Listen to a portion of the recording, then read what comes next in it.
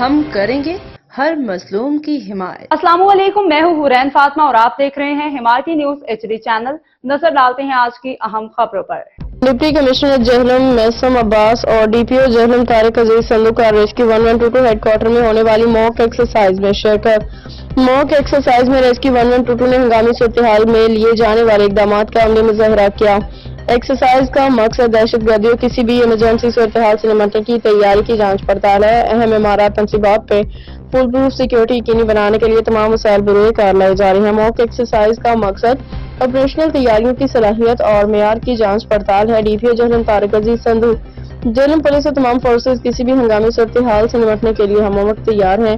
District police officer Jhelum Tariq Aziz Sindhu. باخبر رہیے ہر جگہ ہر وقت، جانیے ملکی اور غیر ملکی حالات و واقعات یقین کے ساتھ۔